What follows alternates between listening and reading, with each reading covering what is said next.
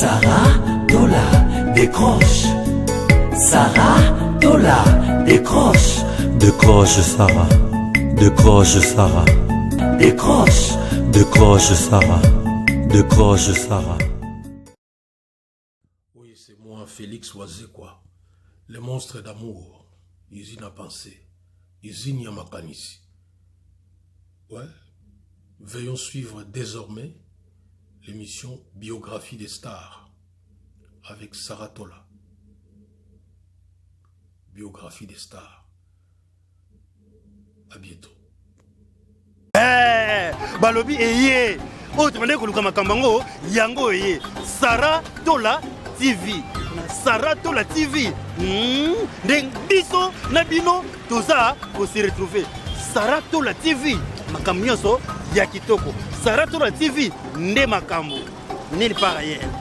Sarah Tola TV Radio TV. Bon, alors revenons sur cette question identitaire. Tutsi, Congolais, Mounia Moulenge, Mounia Rwanda, vous êtes qui dans tout ça? Marius, il y a deux questions dans la question identitaire, si vous permettez la tautologie. La première question, c'est de savoir si on est Congolais ou pas. La deuxième question, c'est le nom. Non, c'est pas la question que j'ai posée. Aujourd'hui, je voudrais simplement que vous répondiez d'abord à ma question. Après, quant à dire qui est Congolais, qui ne l'est pas, on va parler de ça, il n'y a pas de problème. Mais très bien. Je suis Mounia Moulenge. Et vous êtes Tutsi? Je suis Tutsi. Et vous êtes Mounia Rwanda? Disons, si vous voulez utiliser ce terme dans le sens de l'histoire, il y a des auteurs qui nous appelaient Banyarwanda. Il y a des auteurs même qui ont écrit que nous étions des Rwanda en disant, pour les distinguer des Rwandais, des sujets d'un pays qui s'appelle Rwanda. C'est écrit dans les livres d'histoire. Je vais vous donner les références. Vous n'êtes pas Mounia Rwanda? Justement. Pardon? Allez-y. Mais l'appellation qui identifie le peuple dont on parle, les Tutsis du Sud Kivu, ce sont les Banyamulenge. Alors, vous êtes beaucoup de Congolais. C'est le sujet d'ailleurs sur toutes les lèvres ces derniers jours. Beaucoup de Congolais pensent que vous avez commencé par... Vous êtes arrivés en RDC comme des réfugiés. On vous a donné des terres. Après, vous avez réclamé... On vous a accueillis pour vivre ensemble pour vivre avec les autochtones.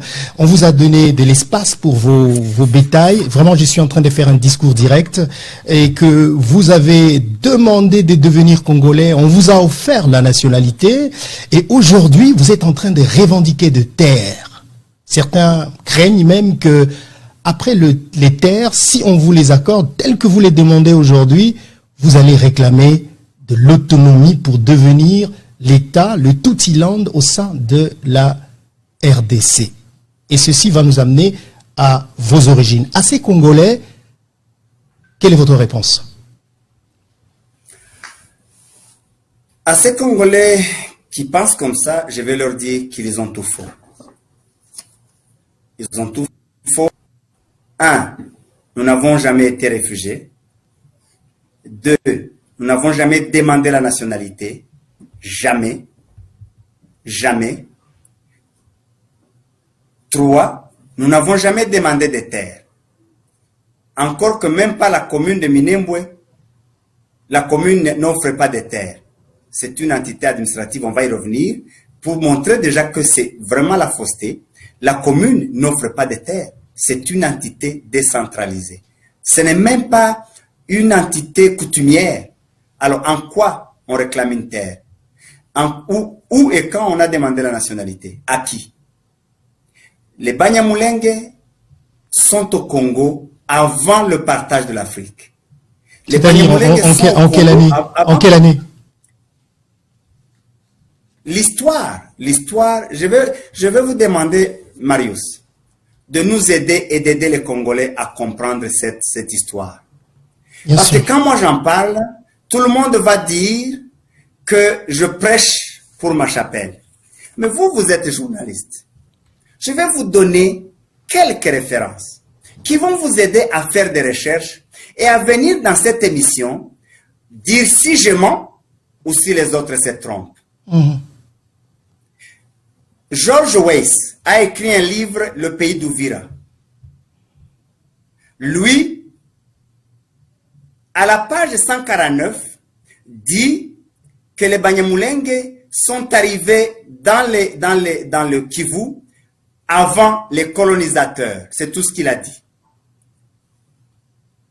Jacques Mackay a écrit un livre qui s'appelle Dictionnaire des civilisations africaines en 1968. In tempore non suspecto. Il les a appelés les pasteurs d'Itombwe. Il dit ceci, c'est sa phrase.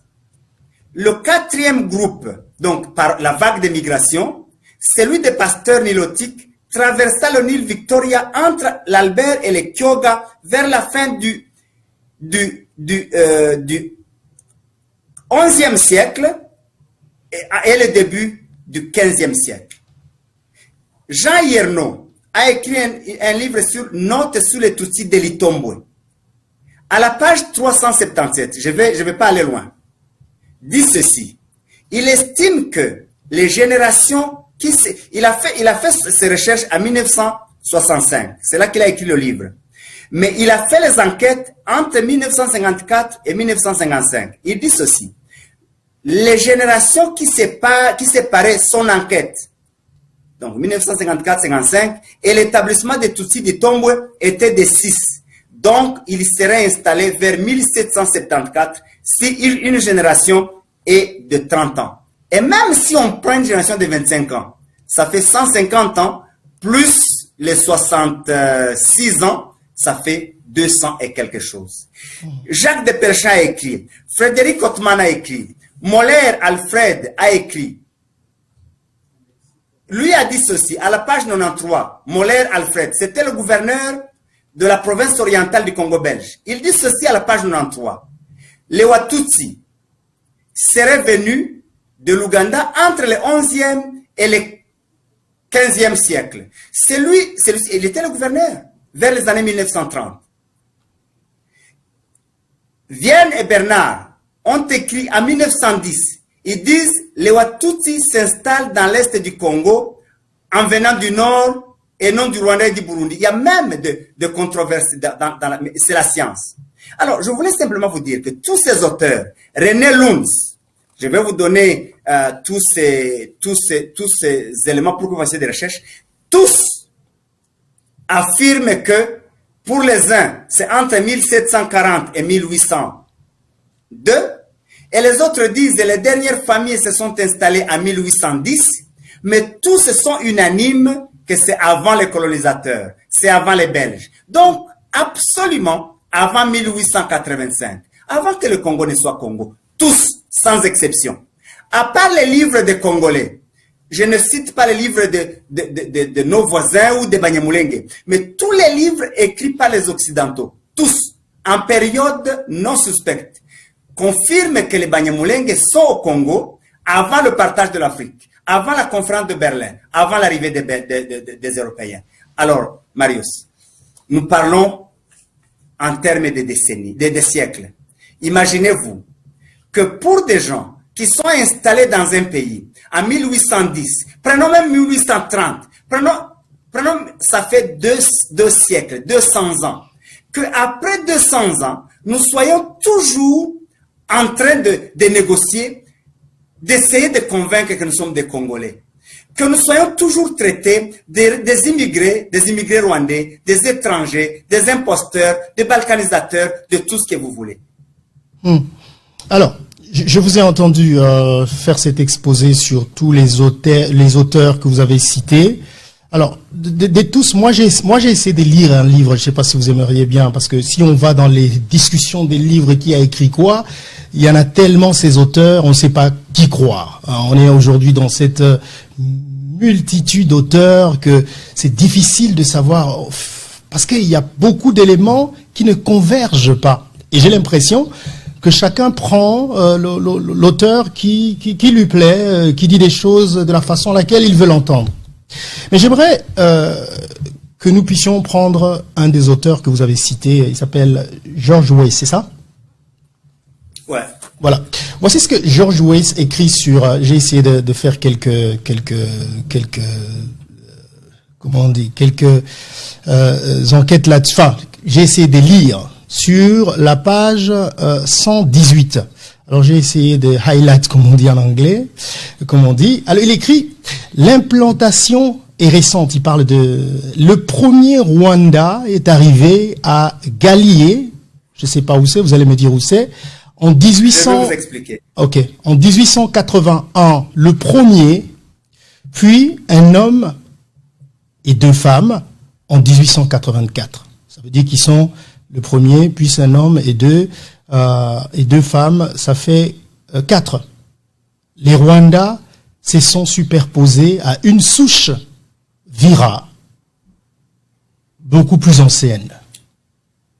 Comme le montrera plus précisément l'étude historique dans les chapitres suivants. Alors, ça c'est la première chose que j'ai vu là-dedans. Donc, il y a eu 4 Rwandais qui sont arrivés en 1800, selon l'auteur que vous avez cité, en 1885. Aujourd'hui, il y a combien Non, des Rwandais? 81. 81, pardon, merci. Aujourd'hui, il y a combien des Rwandais dont parle cet auteur que vous avez cité en RDC? Très bien, Marius. Vous avez bien fait de citer cet auteur. D'abord, je vous fixe Galié, c'est où? Ok.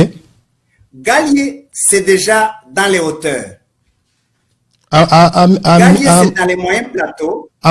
Dans les moyens plateaux. Je suis pas très fort en géographie à l'Est avec tout ce qui s'est passé. On nous a tellement bourré avec des noms. Est-ce que Galié, c'est ce que vous appelez, vous, les montagnes de Mulenge, d'où vous seriez originaire? Non, Galié, si vous connaissez la plaine de la Ruzizi et Uvira, c'est au bord de Tanganyika, il y a des hautes montagnes qui font partie de la chaîne de Mitumba. Vers le sommet, avant d'arriver vraiment dans les hauts plateaux, il y a un espace qu'on appelle Galié. Ce Galié-là, c'est parmi ce n'était pas la première, c'était pas la frontière, c'est pas le premier établissement. Mais c'est ce que l'auteur dit, pourtant il dit les premiers Rwandais sont arrivés là. À Galié justement. Oui. Mais si vous lisez bien, on va vous dire que ils se sont installés d'abord dans la plaine de la Ruzizi, vers Luvungi, vers Bwegera. Il y a un village où ils ont fait le premier établissement, longtemps avant. Ne supportant pas cet auteur ne le dit pas. L'auteur dit 1881. Et il dit qu'il y a eu 4 Rwandais qui sont arrivés. J'en viens. Oui. J'en viens, Marius. Ouais. Il faut faire une étude comparée. Parce que justement, à Galié, ce n'est pas à la frontière, ni avec le Burundi, ni avec le Rwanda, ni avec l'Ouganda. C'est déjà dans les hauteurs. Est-ce que c'est quoi la situation par rapport à Mulenge? Lors des mouvements migratoires, il y a eu la traversée de la Ruzizi. Il y a eu les premiers établissements dans la plaine. Et il y a d'autres livres qui donnent ces détails. Ne supportant pas le paludisme, ils sont montés maintenant dans les plateaux, disons dans les hauteurs. Alors, et c'est là même que certains se sont établis à Mulenge. Alors là, oui. Alors, mais à Galié, c'est déjà quand ils allaient vers les hauteurs, vraiment vers les hauts plateaux. D'accord. Déjà, je vais conclure en disant ceci. Prenons même prenons même cette date, que c'est la date d'arrivée. Mais c'est déjà avant les Belges. Oui, d'accord, mais il y en a eu 4. Ok, il y en a eu 4. C'est déjà avant que le Congo ne soit Congo. Il y en a eu 4. Mais voici. Avant le partage de l'Afrique. Voici c'est que celui. C'est déjà avant les frontières. Voici c'est que. C'est en 1981. Parce que c'est 4 ans après qu'il y a eu la conférence de Berlin. D'accord. Voici c'est que. En quoi ceux-là ne sont pas des Congolais d'origine? Très bien, belle question, vous allez y répondre tout à l'heure vous-même. Alors justement, votre auteur, je vais l'appeler comme ça, continue. La mise en place des populations n'est pas achevée. 2 hommes, il continue, 2 hommes et une femme, donc après que les 4 soient arrivés, 2 hommes et une femme arrivèrent en 1938 à Massango pour fonder le village, le premier du plateau les premiers habitants des Bijombo et des Kiajomvu arrivaient respectivement en 1946 et 1947. Les trois quarts de la population se sont fixés depuis 1950 seulement, et l'immigration se poursuit, peuplement actuel, beaucoup plus récent encore que dans les villages Rwanda du versant du lac. Alors, je vais essayer de voir, je ne vais pas rester dans les tableaux. Donc, il dit, les Rwandais dominent encore par le nombre, mais le peuple représenté donne à ces villages, par leur variété, un caractère très international. Ça veut dire que le peuple qui se retrouve dans cette partie donne un caractère très international, probablement parce qu'il y a des peuples qui viennent des autres pays. Les Fulero et les Nintu, donc qui sont les Nindu, sont particulièrement nombreux, mais plus que la fréquence des peuples voisins. L'absence virtuelle des Vira étonne.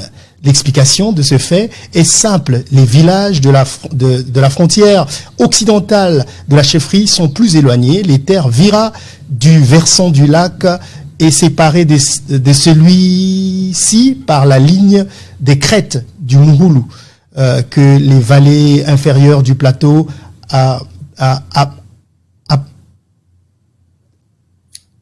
apparemment, je crois, à des territoires voisins et peuplés d'autres Congos. Alors, ce qui m'a intéressé ici, c'est des territoires voisins et peuplés d'autres Congo. Je voulais savoir ce qu'il voulait dire par d'autres Congo. Alors, j'ai vu que par d'autres Congo, ce qu'il voulait dire, c'est que par opposition aux populations Rwanda ou Rundi, originaires du Rwanda, Urundi. Alors, si on voit ici, au fait, cet auteur, il est en train de montrer, selon ce que j'ai vu, effectivement, il y a eu les premiers 4 qui sont arrivés en 1881, mais beaucoup plus tard, c'est seulement vers les années 30-40 que les autres arrivent, ainsi de suite, et il fait la différence entre les Rwanda, Urundi et les Congolais. Alors, ça ne vous dérange pas de votre auteur? Non, pas du tout. Pas du tout. C'est que là où on fait la confusion, lorsqu'il parle de 1930 quelque chose, c'est à Bijombo et c'est à Tchanzovu, c'est dans les hauts plateaux. Mais ceux qui se placent à Tchanzovu et à Bijombo ne viennent pas du Rwanda. En tout cas, c'est ce qu'il dit. Non, pas du tout. Ouais, c'est ce qu'il a dit. Hein.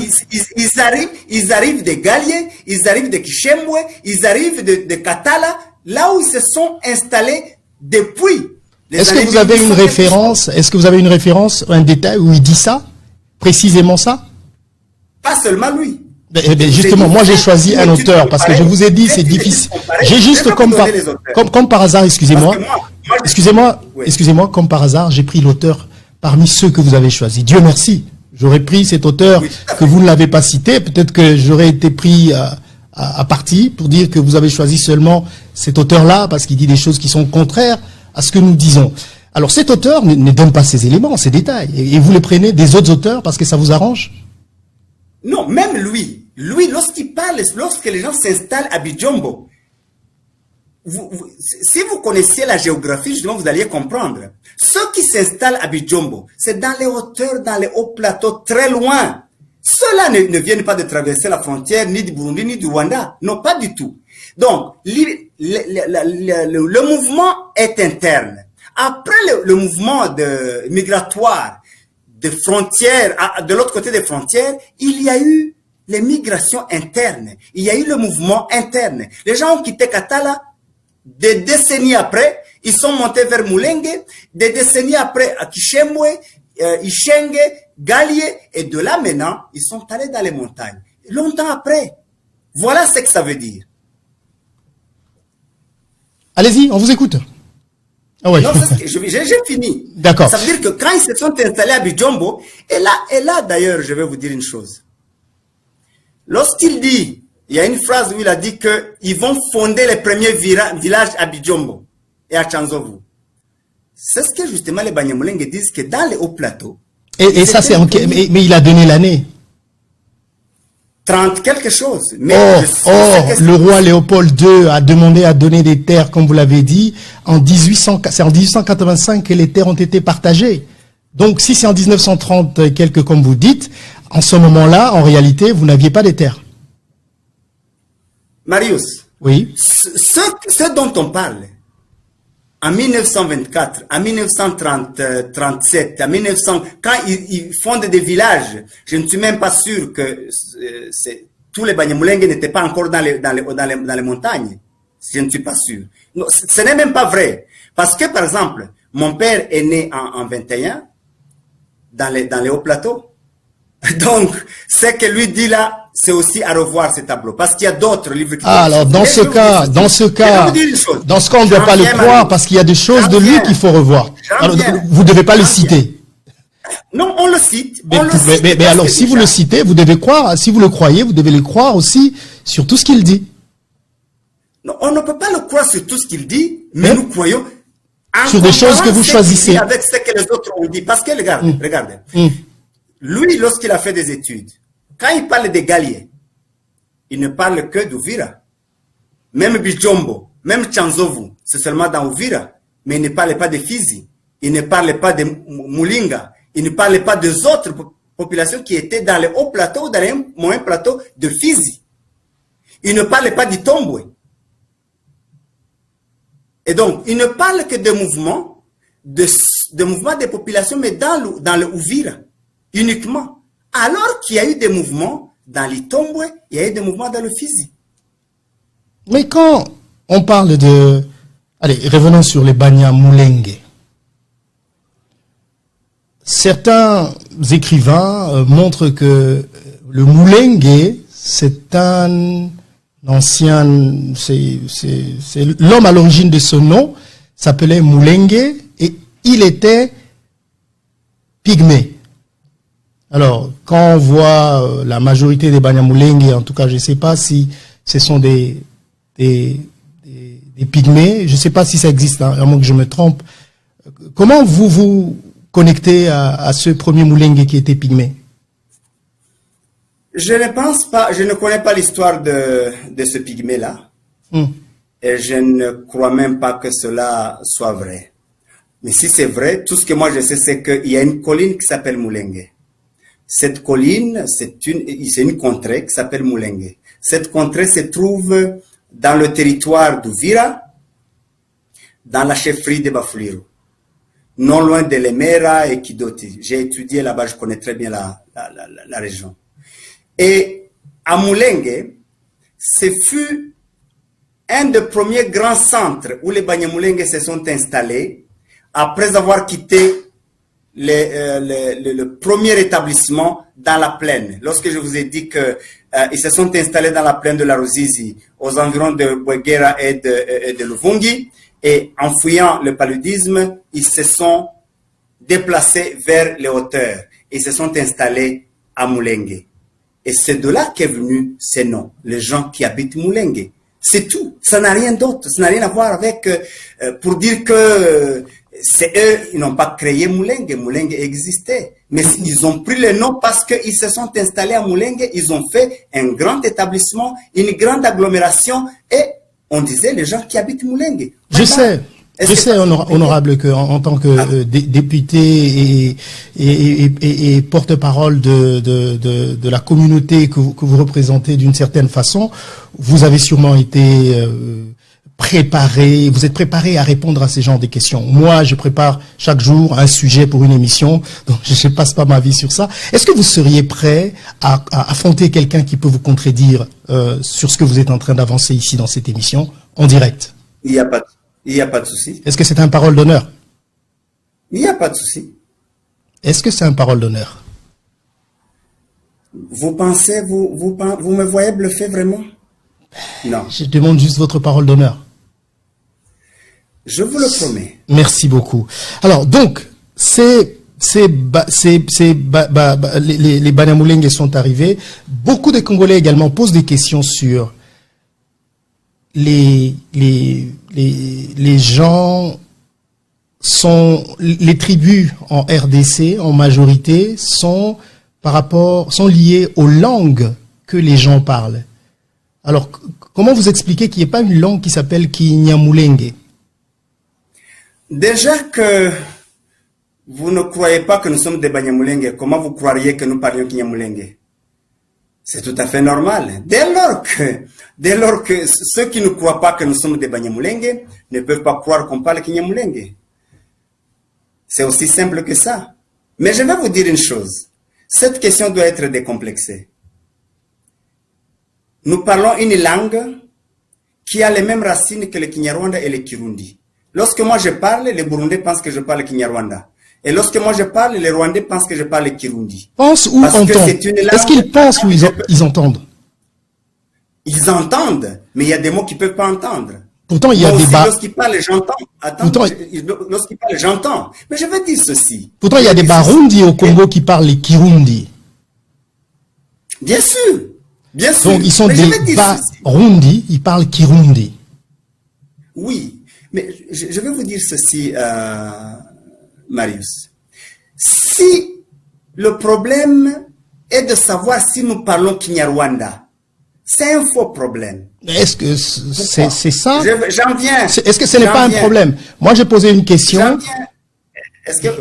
Laissez-moi terminer, s'il vous plaît. D'accord. J'en viens. C'est un faux problème. Pourquoi c'est un faux problème? Parce que parler Kinyarwanda ne ferait pas de nous Rwandais. De la même manière que ceux qui parlent Kikongo, il y a même le royaume Congo ici, ne fait pas d'eux des Brazzavillois. Je viens de Muliro et Kalubamba, dans la mission où j'étais avec le ministre de la Défense. À Muliro et Kalubamba, on ne parle que Kibemba. Bon, les Bakongo en général, ça n'existe pas. Hein. Dans les Bakongo, il y a les Bantando. Ça ne fait pas d'eux des Zambiens. Ça ne fait pas d'eux des Zambiens. Donc, s'il y a des gens qui veulent chercher noise, en disant, si vous dites que vous parlez Kinyarwanda, vous devenez des Rwandais, c'est un faux problème. Je ne sais pas pourquoi, qu'est-ce qu'ils disent si vous parlez les Kinyarwanda, mais j'ai posé cette question par rapport à vos origines, qui sont, qui doit être liée à votre terre, à votre nom, des Banyamulenge, et c'est là que beaucoup de gens... De réponse. Deux éléments de J'ai pas réponse, fini ma Marius. question, et c'est là que beaucoup de gens pensent qu'il y a un flou là.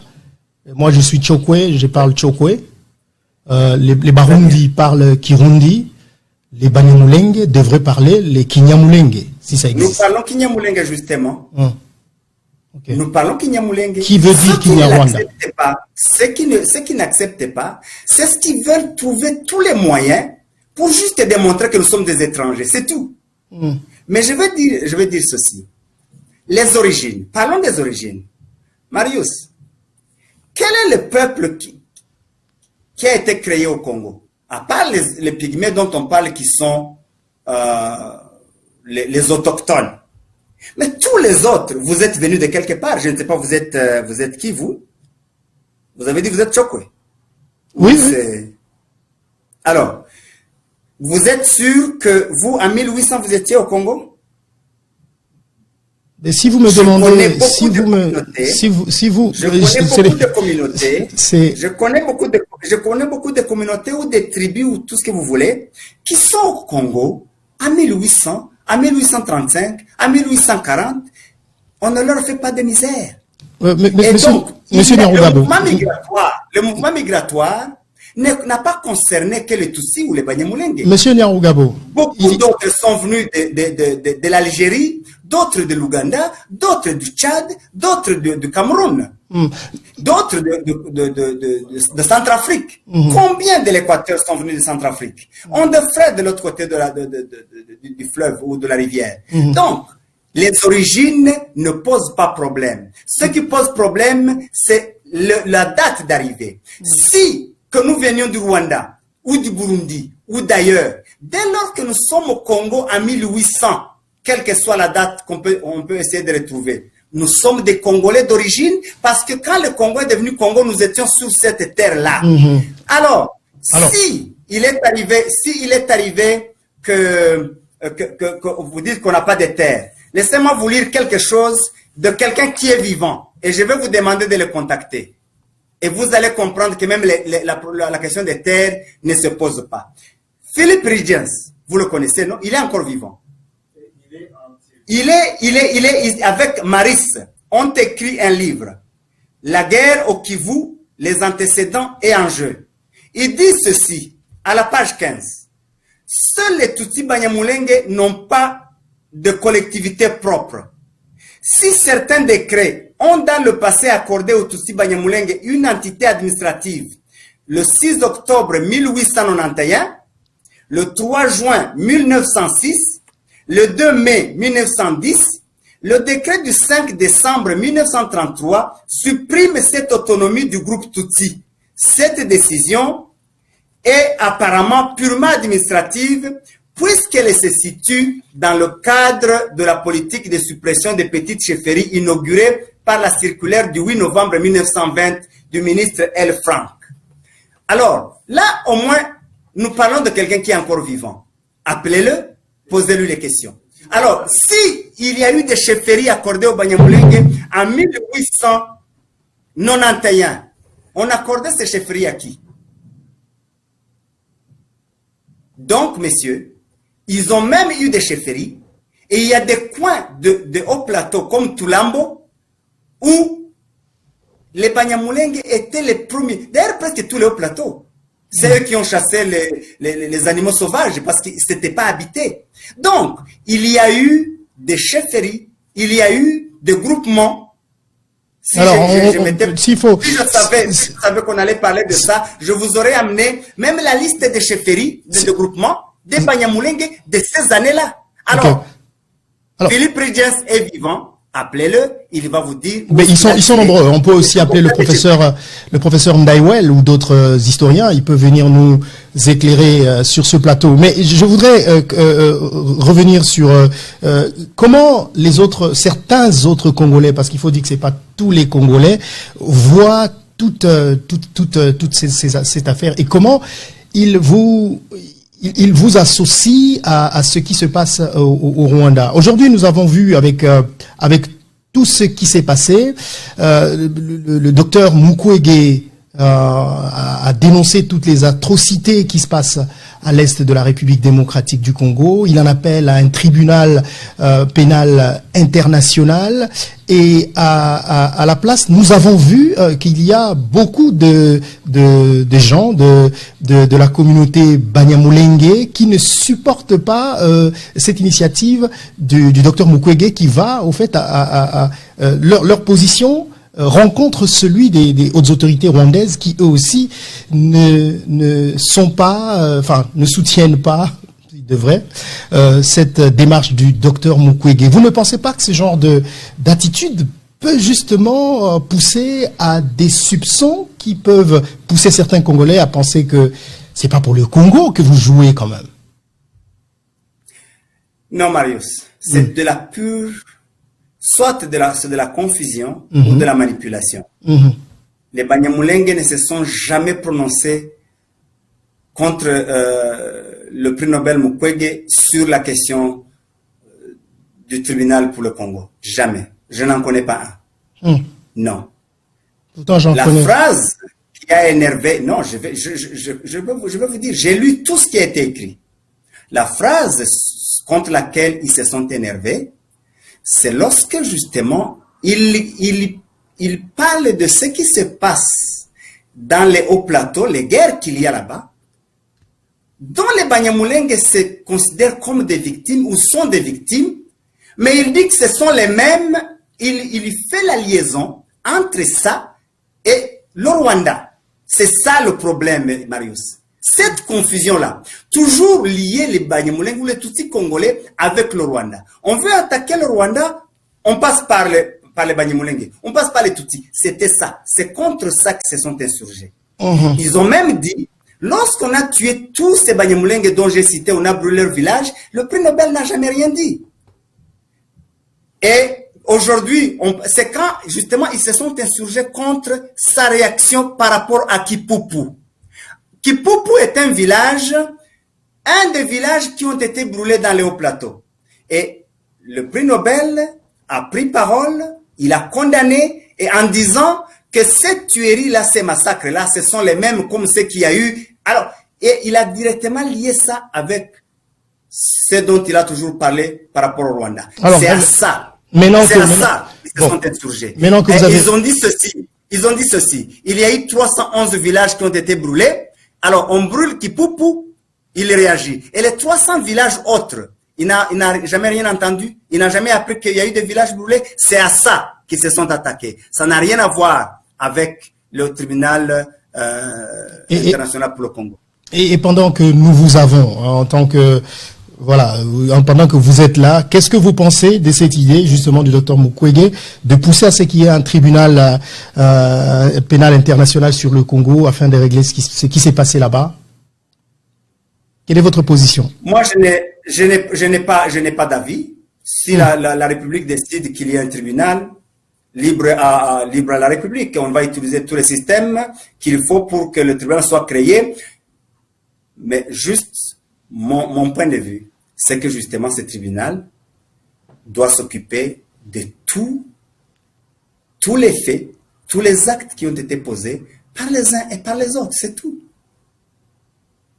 Alors, avant de passer à l'affaire Minembwe, nous allons clore ce chapitre avec une déclaration de l'honorable Muhindo sur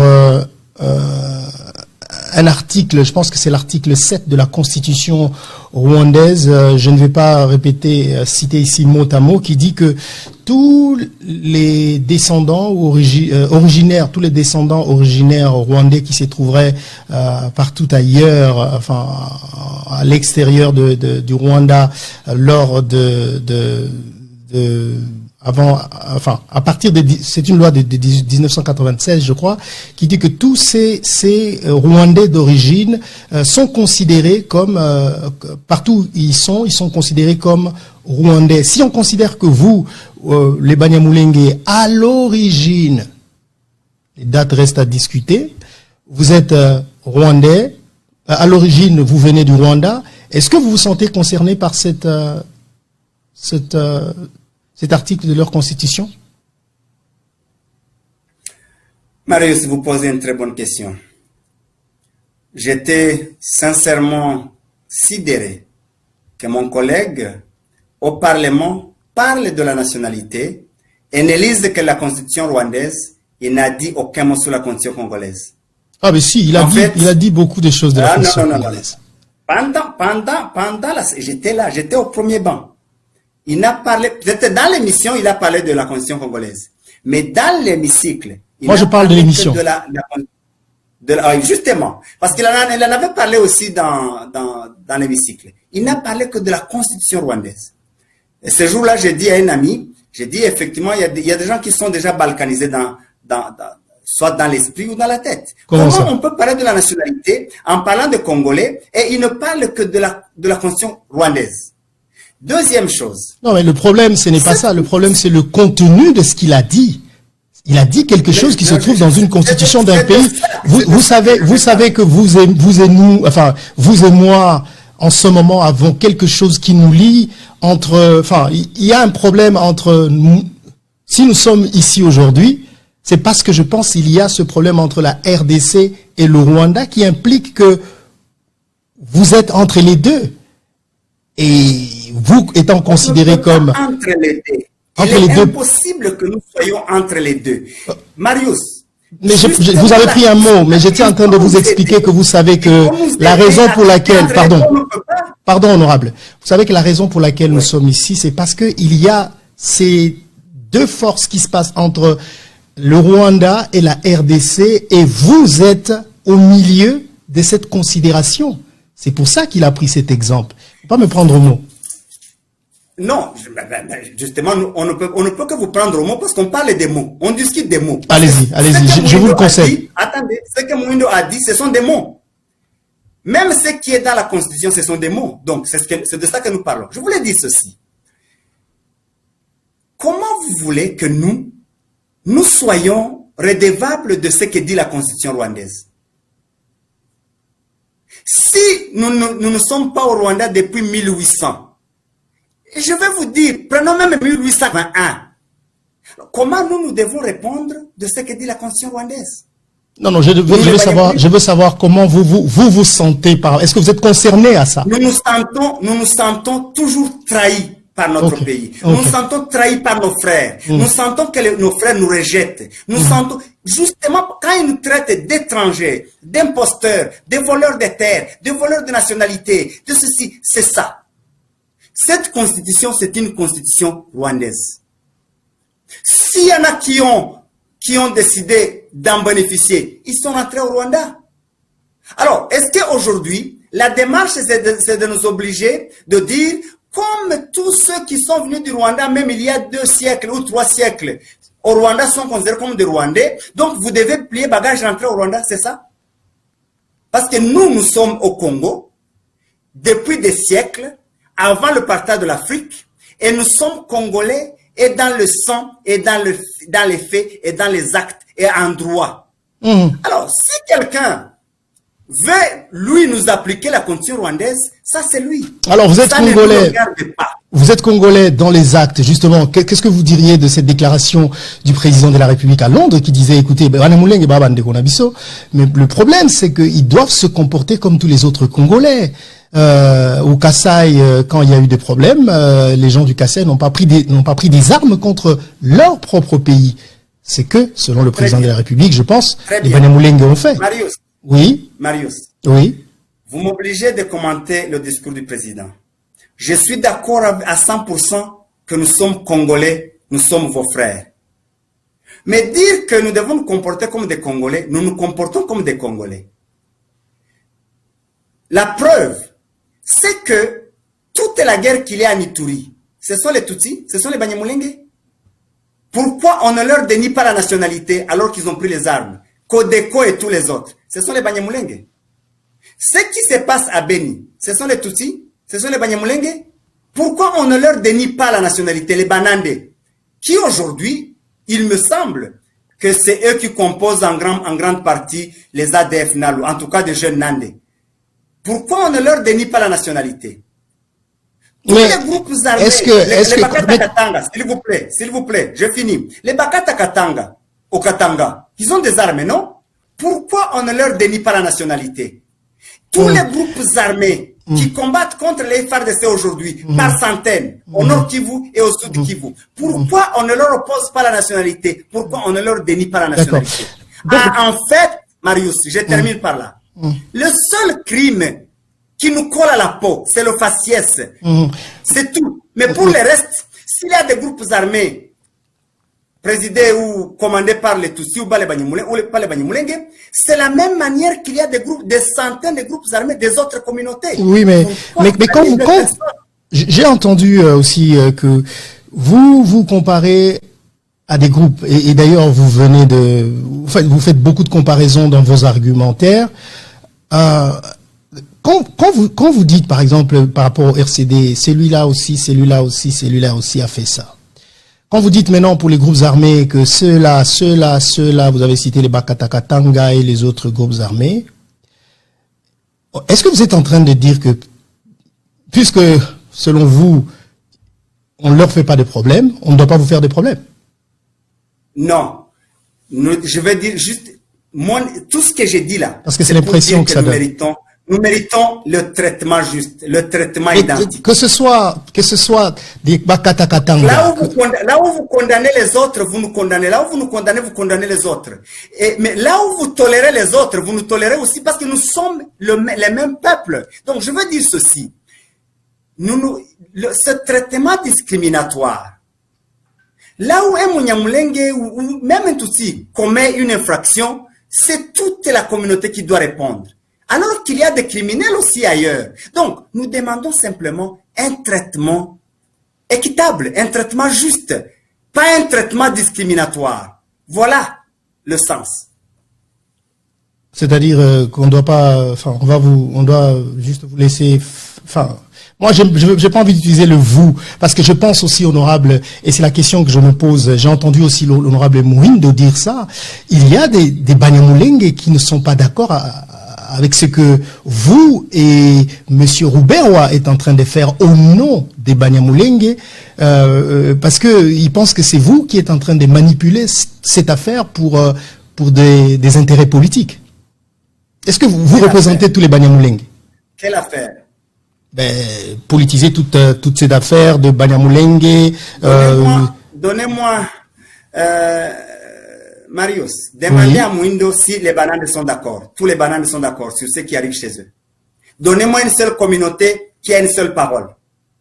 Donnez-moi une seule tribu au Congo qui a une seule parole. S'il y a des Banyamulenge qui réfléchissent autrement, c'est ça la démocratie, n'est-ce pas? Mais alors, démontrez-moi. Dans ce cas, vous ne devriez pas parler de. Je veux dire. Vous ne devriez pas parler de tous les Banyamulenge alors. Je veux dire que même les Banandes ne disent pas la même chose sur tout ce qui arrive à Beni et à Butembo. Est-ce qu'ils ont une seule parole? Alors, dans ce cas, vous ne devriez pas, honorable, dire des choses qui engagent tous les Banyamulenge.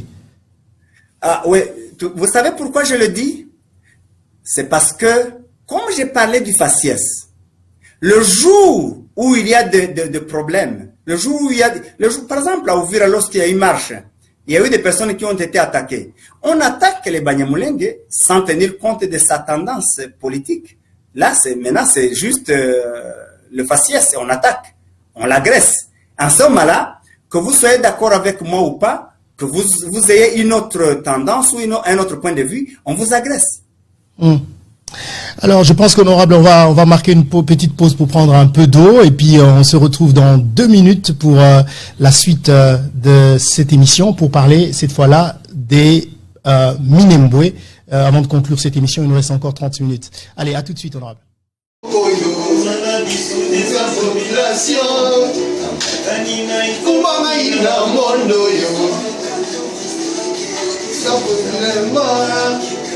Bananimi me concédé à mon anga, n'animate plus jamais, n'animate plus jamais.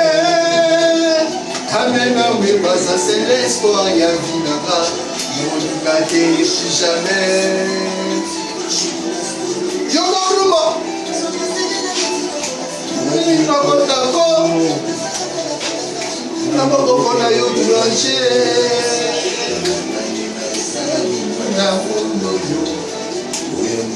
Yosalaka bébé